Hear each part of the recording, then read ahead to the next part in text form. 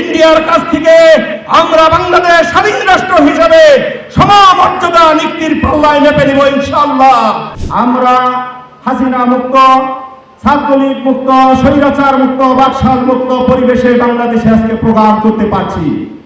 সংগ্রামী ভাইয়েরা, আমরা গত জুলাই মাসে ছাত্র জনতার নেতৃত্বে যে আন্দোলনের মধ্য দিয়ে আমরা যে খুনি ফ্যাসিস্ট সরকারকে উৎখাত করতে পেরেছি, এই আনন্দে আজকে সারা বাংলাদেশের জনতা আনন্দ উপভোগ করেছে। আপনারা জানেন, প্রতিবেশী রাষ্ট্র গিয়ে আমাদের এই যে পরে গিয়েছে শেখ হাসিনা আপা, তিনি দেশের চত্বরে ঢুকতে চান। আমরা কি আর আপাকে ঢুকতে দেব? আমরা ছাত্রলীগকে আর ক্যাম্পাসে দেখতে চাই না। আমার মনে হয় বাংলাদেশের প্রত্যেকটা মানুষ ভালো, একমাত্র খারাপ আওয়ামী লীগ, ছাত্রলীগ, যুবলীগ, এরাই হইতেছে জঘন্য মানুষ বাংলাদেশে। যারা আজকে খারাপ বাংলাদেশের মানুষ, যারা অর্থ পাচার করে, যারা মানুষকে হত্যা করে, তারা আওয়ামী লীগের কাছ থেকে শিক্ষা নিয়েছে।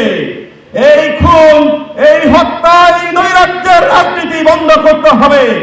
আমি অন্তর্বর্তীকালীন সরকারের কাছে আবেদন জানাবো, অতি দ্রুত সাবেক সংসদ সদস্য, মন্ত্রী সহ তাদের বিচারের জন্য ট্রাইব্যুনাল গঠন করুন।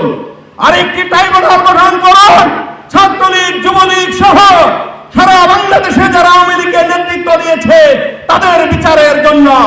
আরেকটি ট্রাইব্যুনাল গঠন করা হোক এই পুলিশ লীগ, আওয়ামী লীগের নামে যারা পুলিশের চাকরি করে জঘন্যভাবে ছাত্র জনতাকে হত্যা করেছে, সাবেক অর্থ পাচারকারী হাসিনার গুলাম আহমেদের বিচার করতে হবে।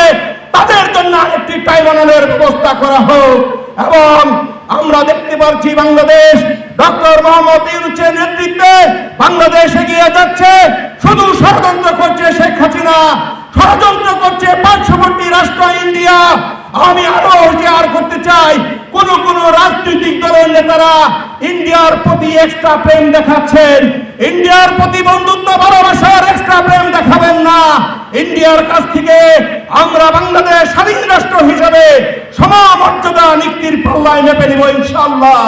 আগামীতে ইসলামী ছাত্র মজলিস সারা দেশের ক্যাম্পাসে আদর্শের নেতৃত্ব দিয়ে এদেশের ছাত্র সমাজকে আলোর পথ দেখাবে, এই প্রত্যাশা ব্যক্ত করে বক্তব্য এখানে শেষ করছি। আমা তাওফীক ইল্লা বিল্লাহ।